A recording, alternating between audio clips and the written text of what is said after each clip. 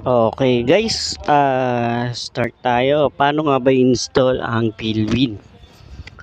Once na pinasa to sa iyo, halimbawa pinasahan kita, no? Sa Messenger, i-click mo yung HTTP yan, Philwin, yung may underline yan. Click mo yan. Tapos yung makikita mo sa baba, may pinasa rin ako. Ayan, eto. Ano to? Ito naman yung referral code na ilalagay mo kapag in-open mo yan. Sige, try natin, no? Open na natin. Yan. So, didiretso siya dyan sa sign in and sign up. Diba? O, yan. Bawa, sign in, sign up. Dahil wala ka pang hindi ka pa makapag-sign in, sign up ka muna. Press me sign up. So, after press sign up, lagay mo yung email. Halimbawa, email natin is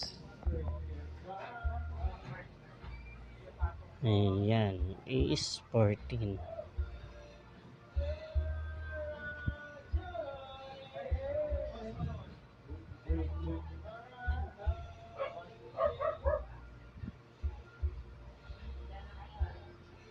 Okay, tapos password. Sample natin password, no?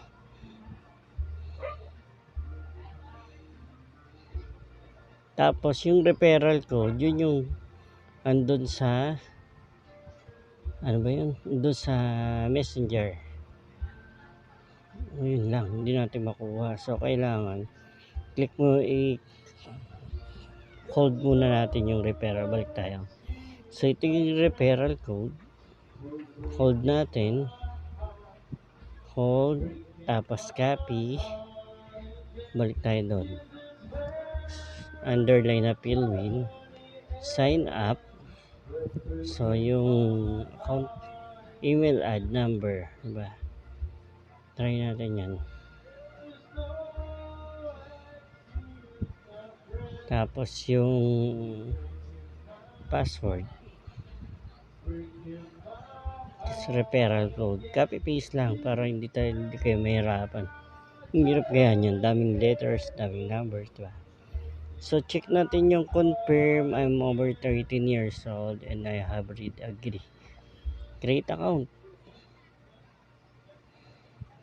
Sabi niya, account already exists. Ibig sabihin nakagawa na ako. Pero once na, teka, palitan nga 14. O yan. Hindi ko lang email mo. Create account. Ayun, nakapasok na tayo. Ibig sabihin success. Nakita niyo yun? May success ditong lumabas. Create account. So, wala pa tayong pera. Ito. 0 pa. So, ito na yung account na nagawa natin. Invite 0. Okay. So, balik tayo. Ayan na yan. Back. Ayan.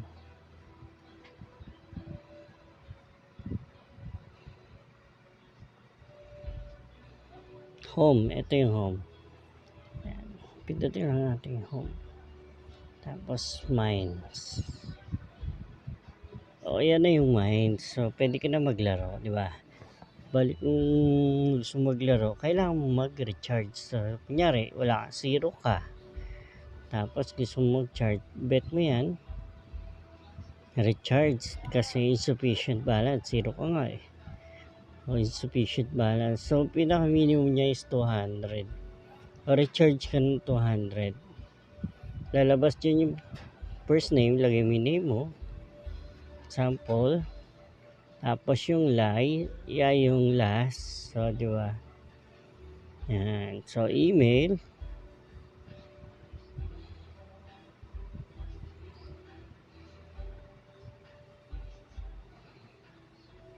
Okay. Tapos yung cellphone number, di ba?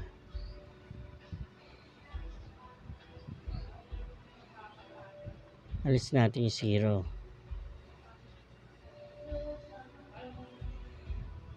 Then GCash, kasi GCash gagamitin natin eh.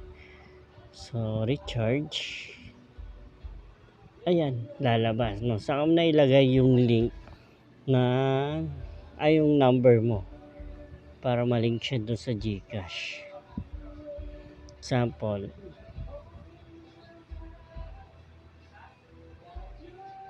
Ayan, di ba? Yun yung number ko. Kunyari, sample lang naman. Pero walang laman yan. Ayun, no? Link to GCash. Sabi niya, detect sa yung OTP syempre. Pag ganyan, nakita mo naman, no? Link to GCash, enter 6-digit code from registered number. So, magte-text yung OTP, 677455. 677455. Okay. Next natin. Oops. Verify OTP failed. Mali yata. 677445. Tama. 677445. May nanay memory ko. Guys.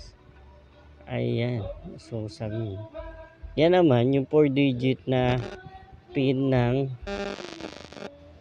ano mo, GCash mo. Oops. Sabi niya, wala na daw akong pera sa GCash. Sample lang naman. So, okay. Kunyari, nga, okay na yan. Gagana na yan. Magkakaroon ka na ng 200. So, sample natin, meron ka ng pera dyan.